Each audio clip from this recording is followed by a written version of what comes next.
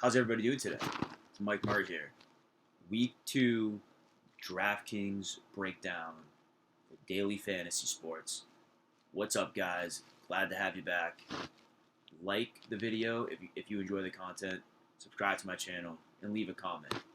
Guys, week 1 was crazy. We already talked a lot about week 1 in the breakdown video. We had 2 breakdown videos and a review video.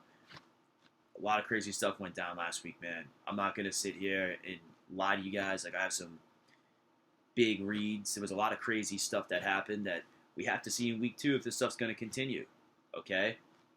With a lot of receivers who had big games that this could just be a blip. It could just be a single week that they went off, or some of these guys are going to be great values and they're really underpriced this week. We have to play them while they're cheap, okay, guys? So I'm not going to lie to you guys. Usually when I'm not as overloaded with my work schedule, like I'm a full-time student right now, and I have full-time, more than a full-time job, work more than 40 hours a week.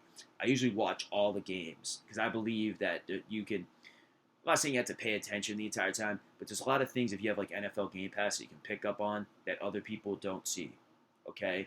Like if a guy has a crappy game, but he's getting targeted like deep down the field and he's missing or they don't connect, that doesn't show up in the box score, but that's valuable information you need to know, okay? So guys, listen, I don't want to bore you guys with something I want to do with this channel. I want to get right into the stuff. I don't want to sit and lollygag around. So without further ado, let me pull up the schedule right here. We're going to get right into it. Okay, for tonight's game, guys, I'm not going to go too deep into this. Tampa Bay at Carolina, weird game, man, because both these teams looked awful last week. And I'm telling you right now, I was thinking about this today. I wouldn't be surprised because right now Bruce Arians is the head coach of the Bucs, and Byron Leftwich is calling the plays. Would not be surprised if Tampa Bay keeps losing and keeps looking terrible, which I don't think will happen. But if they do, Bruce Arians is going to take over play calling duties, which would be great. If you have Jameis Winston, that would be the best situation because Arians, everywhere he's gone, he's produced. His offenses have produced in the passing game. So I was a little hesitant about that before the season. It did give me some pause. But, guys, who else is Tampa Bay going to put in? They've got to ride Jameis out the rest of the season anyways. Who else are they going to put in? They don't got a backup. You know what I mean? They might as well throw him out there and see what he's got, man. The only reason they pulled Jameis is to tank to get, like, Justin Herbert or Tua Tagovailoa. But I don't know. I don't see them doing that. But for this game, fantasy, playing the showdown slate, love O.J. Howard here. O.J. Howard's my play here on Tampa Bay. And on Carolina, I mean, McCaffrey's a beast.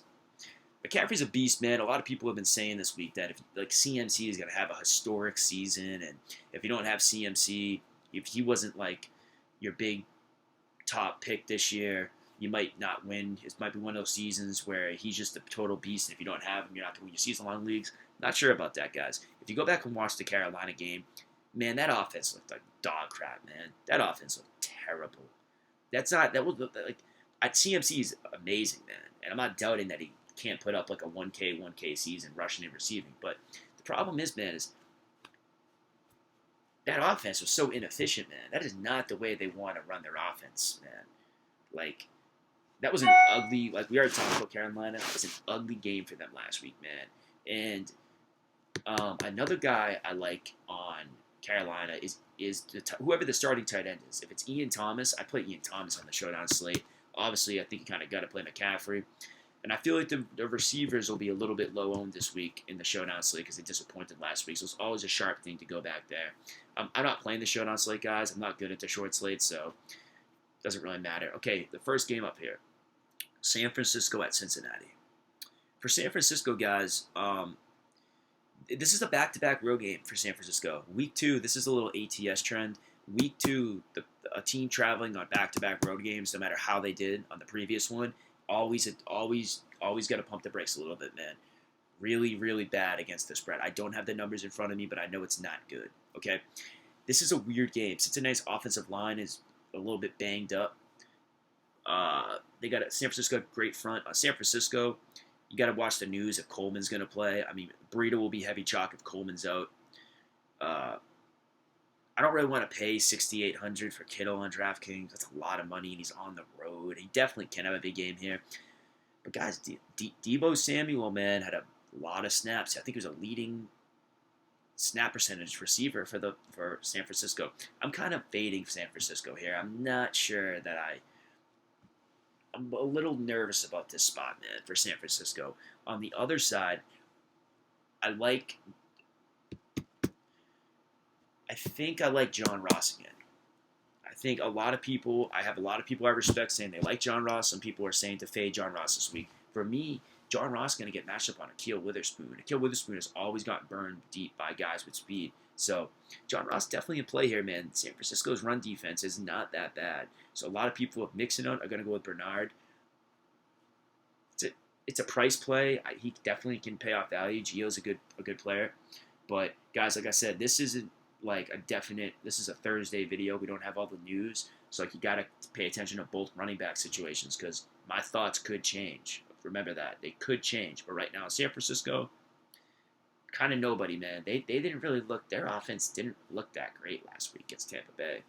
Not an imposing defense. Jimmy G didn't look that good.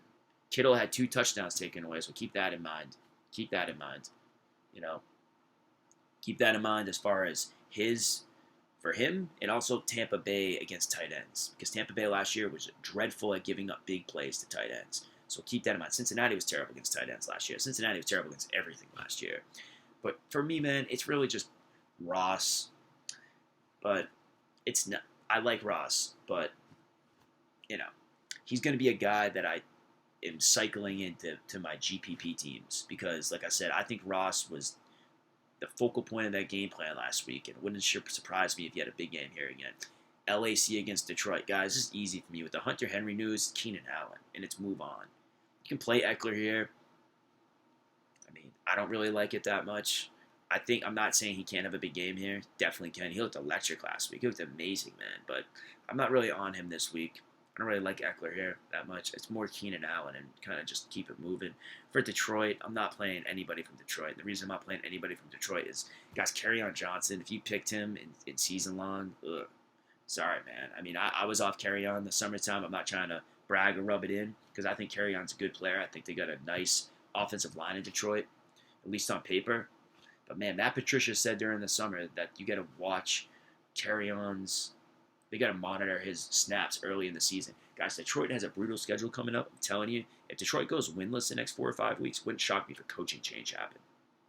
Wouldn't shock me if a coaching change happened. And I'm not wishing that upon anybody, but Detroit had to win that game at Arizona. That was not a good tie. That was not a good sign for the start of their season. So I'm going to keep this moving, guys. Minnesota at Green Bay. Interesting game. Interesting game. On the Minnesota side, this game last year was a shootout. I think it's a little bit of an under-the-radar game because if Green Bay can get a lead on Minnesota and force Minnesota to throw the ball more, no one's going to be on that angle, man. No one's going to play. Stephon Diggs always kills the Packers. He really has a history of, I think, on 2 or 3 occasions, has huge gains against Green Bay. I like Diggs here a little bit as a GPP play. Dalvin Cook's in play. Not a great matchup. Green Bay's defense is pretty good, but, I wouldn't fault anybody for playing Cook in GPP lineups. Green Bay, it's Devontae Adams, and that's it.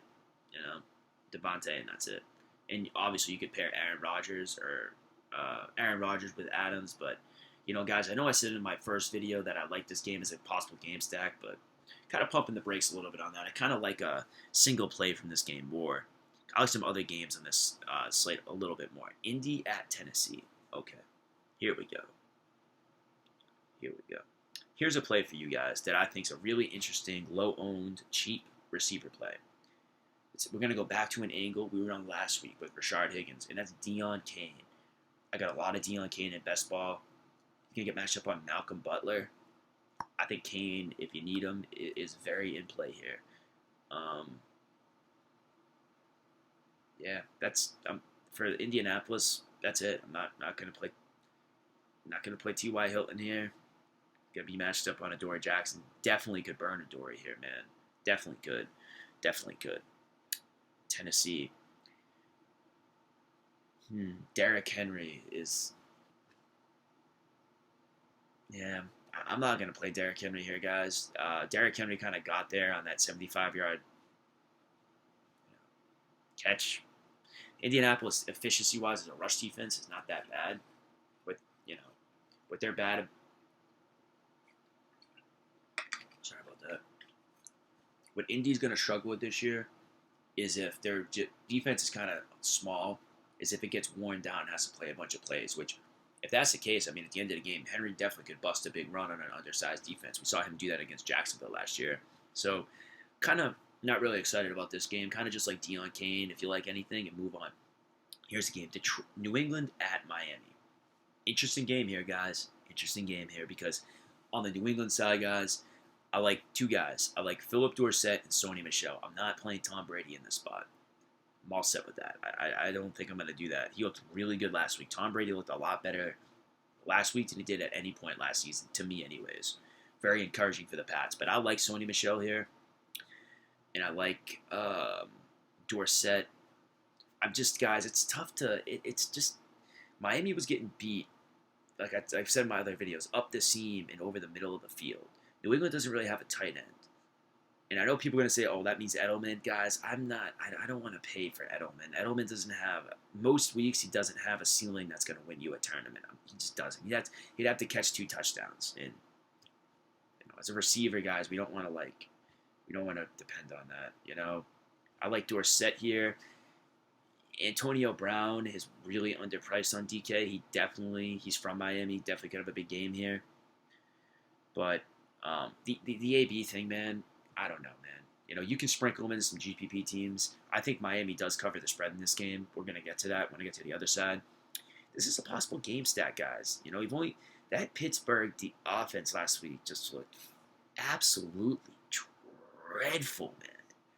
They looked awful, man. I mean, I know New England's defense is supposedly good, but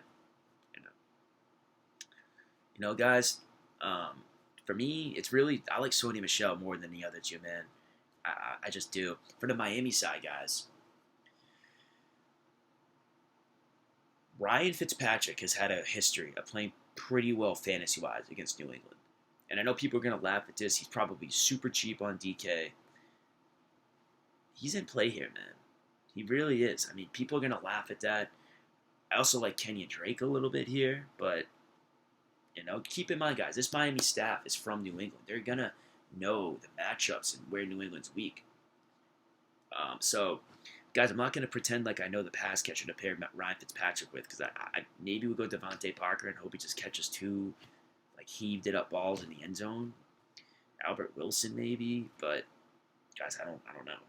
I would not stop anyone from playing a stack here or playing fits to somebody, because I do think that is, people will laugh at you, man. We've only seen the New England defense for one game, and I think that it wasn't just the Pats defense. I think that the Steelers offense just looked dreadful, man.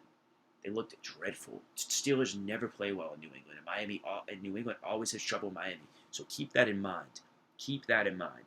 A lot of people don't like Sony Michel because they think the game's going to get way out of hand. I don't think so. I think Miami covers this spread, and it's like a 10, 14-point game.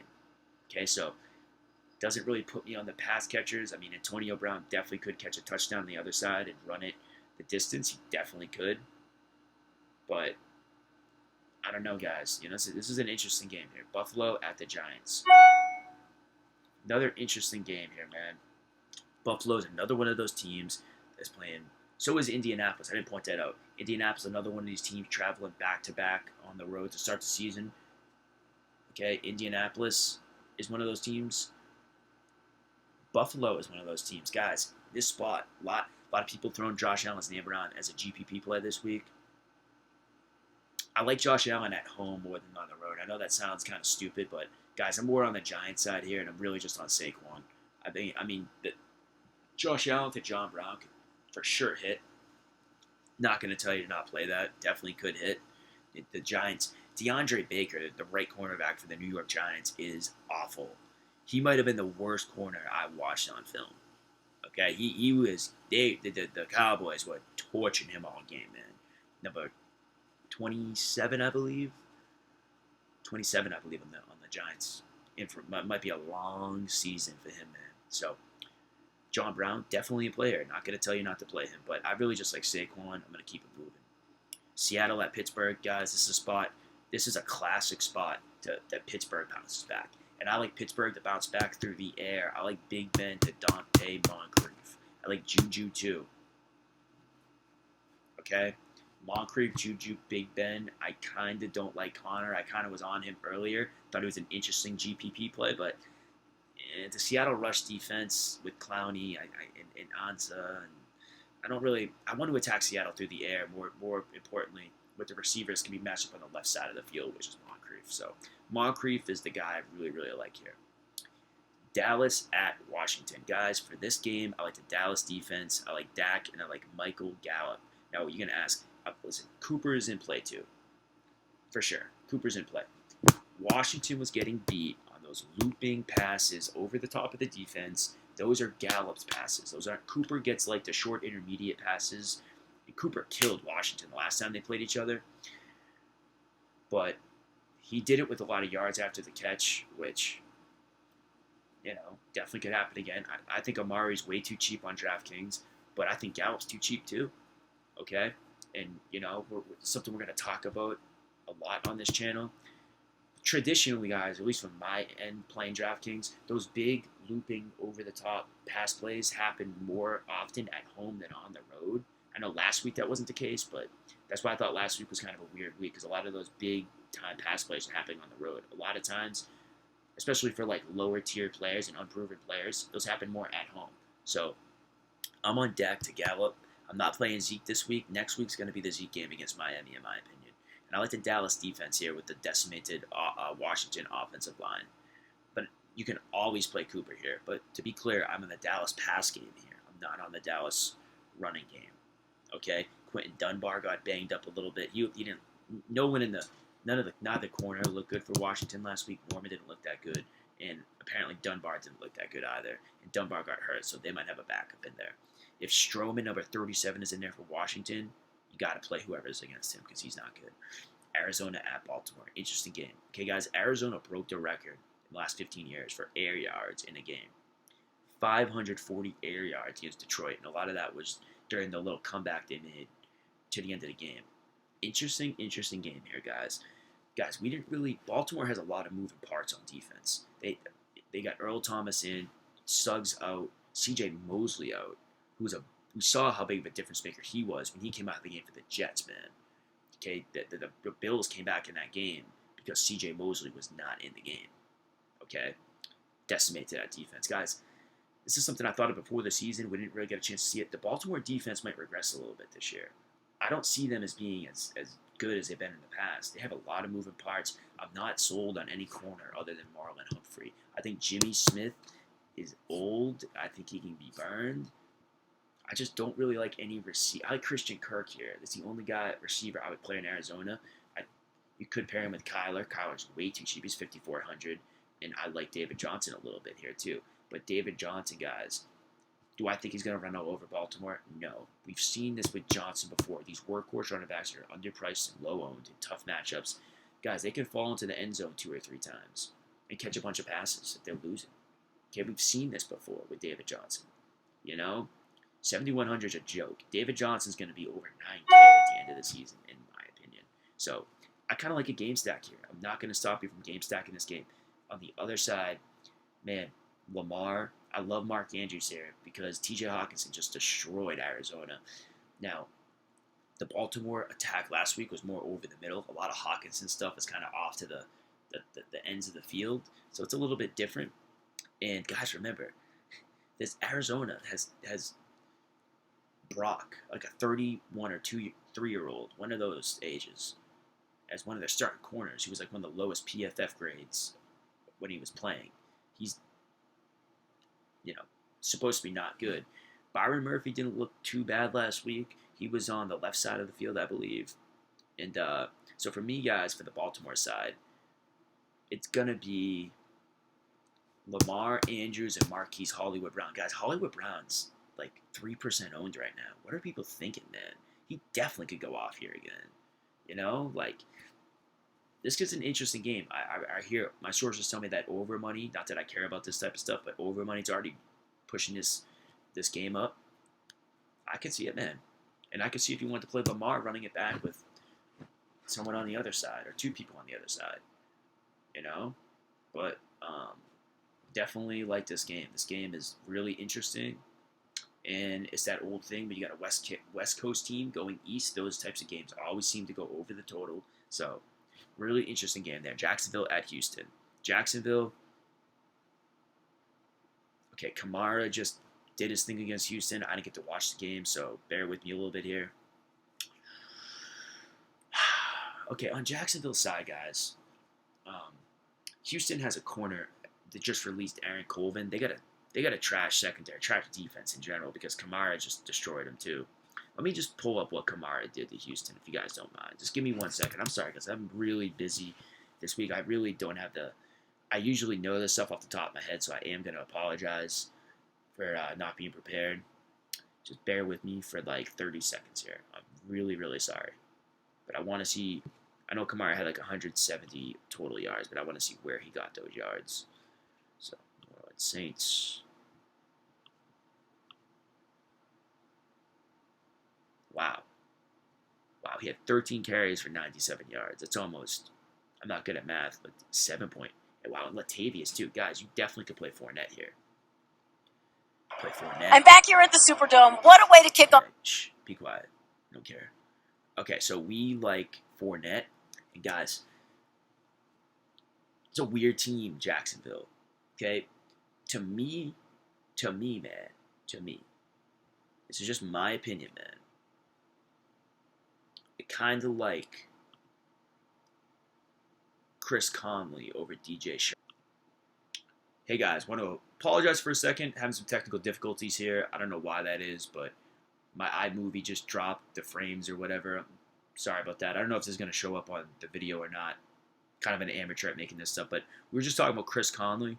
I want to attack Bradley Roby on the Texans secondary. Bradley Roby gets burned over the top, and it seemed like Garner Minshew had more chemistry and was targeting Chris Conley more than he was DJ Shark. DJ Shark caught that big long touchdown with Nick Foles. It seemed like he had more chemistry with Conley. I don't know though, guys. I could be wrong about that, but Bradley Roby on the Texans, someone you want to be targeting all season with guys who can burn him over the top. Whenever he's in a matchup with a guy who can burn him over the top, you want to play him. But for this game, guys, I know that this is not a bad matchup for Fournette. Fournette definitely can go off here, man. But, guys, I really like the Houston side here. I just don't see Houston lost a heartbreaking game on Monday Night Football. I think Houston comes out and lays it on Jacksonville. So on the Jacksonville side, if I was going to play anybody, I'd play Fournette, Conley / DJ Shark. You can make that distinction. Who you think is going to be the over-the-top receiver? Maybe you think it's Shark. Like I said, guys, I don't know. I'm not going to pretend like I know. I don't know. It seemed like I said, it seemed like Minshew had more chemistry with Conley, but I could be wrong. For the Houston side, guys, I like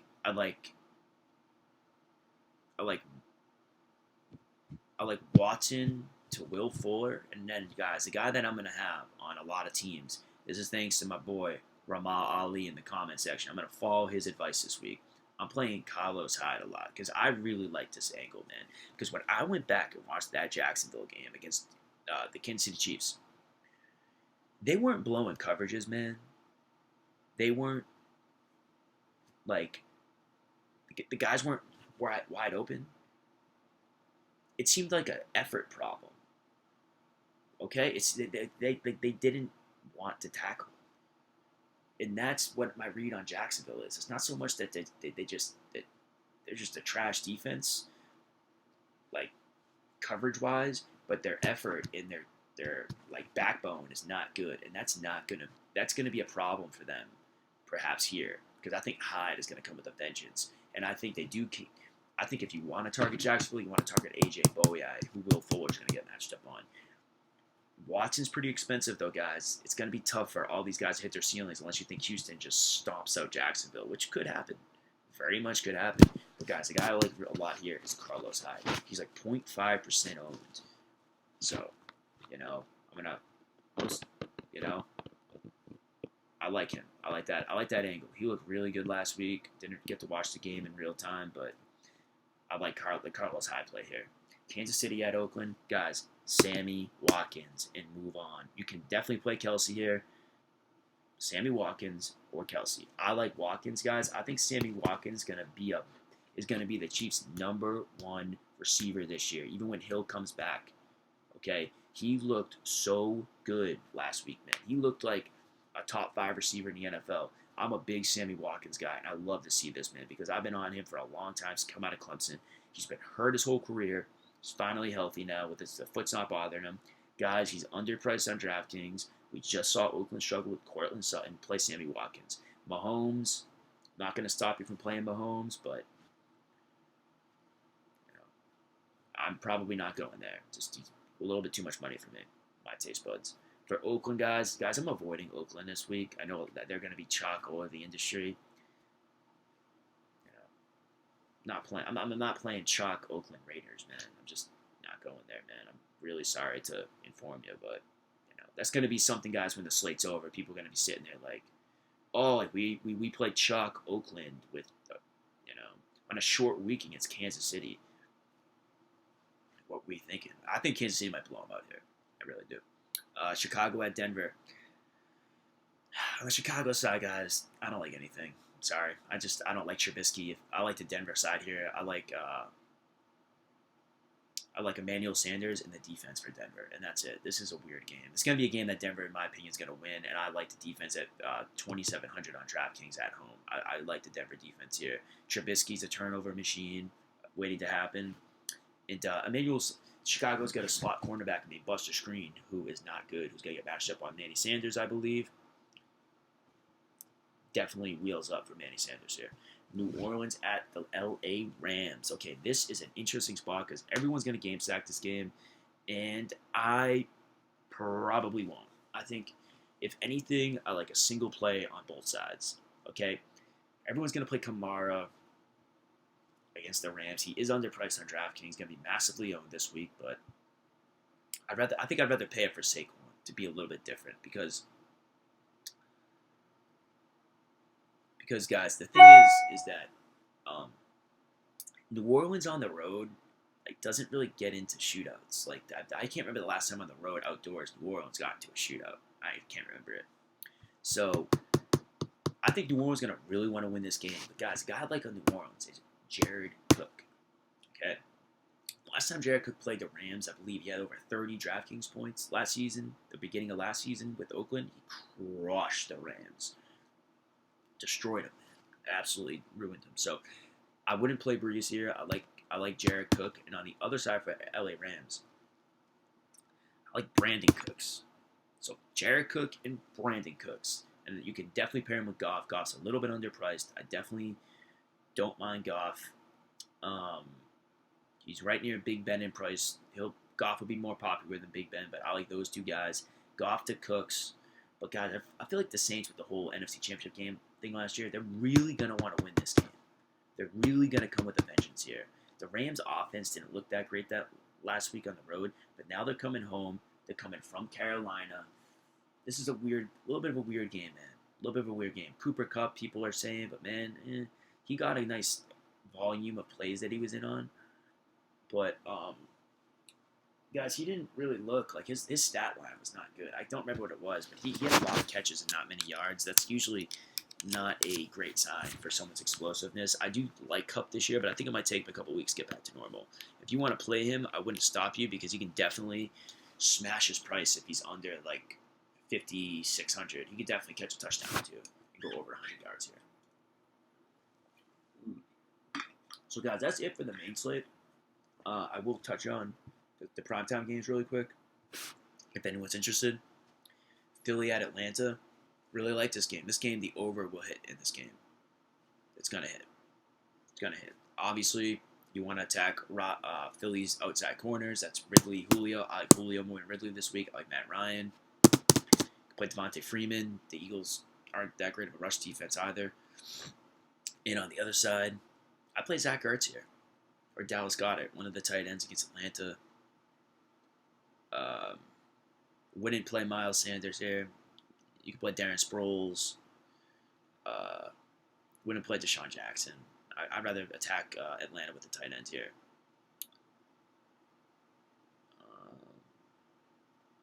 Yeah, And I wouldn't, if you're playing the showdown slate, I wouldn't play Deshaun Jackson because I feel like he's going to be really popular after last week. Just more of a game theory angle. For the other game, Cleveland at the Jets. I like Nick Chubb for Cleveland, especially if C.J. Mosley's out. And on the other side, I like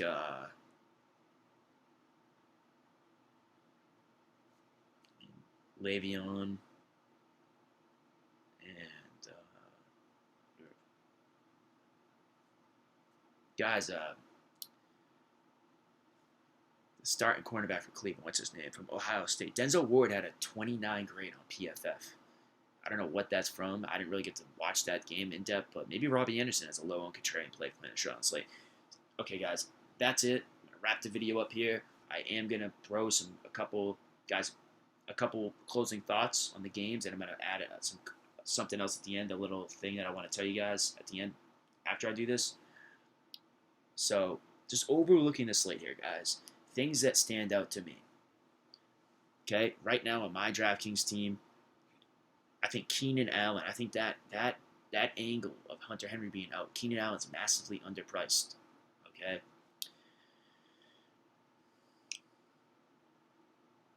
I think I told you I didn't like Derrick Henry, but guys, I could see the Indianapolis Colts coming out flat here in this spot. Back-to-back road games, traveling across the country. I could see them coming out flat and getting steamrolled by the Titans. That definitely could happen. New England at Miami. Interesting little idea to maybe, load up on that game. Maybe if Miami can keep it close, New England's going to score in Miami. If Miami can score in New England, that game's going to go way over the total. Way over the total. So, we already talked about that game. The Pittsburgh side, man, interesting spot. I wouldn't stop anybody from going Big Ben to Juju Moncrief. I think that's really, really sharp. Really sharp. But I like Moncrief more than Juju. Arizona-Baltimore game. That game very much could be a shootout. That could be a really interesting spot to game stack. Like the Houston side, fading the Oakland Chalk. And guys, something, I want to throw this in there. That's going to do it for the rundown of the slate. But guys, on Saturday at some point in the afternoon or the evening, I go into the comment section of my breakdown video, and I update in the comment section. Sorry guys, a little bit discombobulated here. My final thoughts for the slate. Alright, I'm not going to make another video, but I do go in there and I try to go very in-depth to the things we talked about in the video, changes of thought and mind I've had after some more research and information and news that's broken.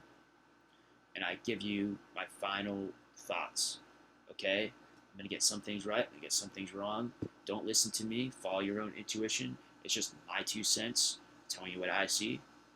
I appreciate all you guys watching the video. I really do.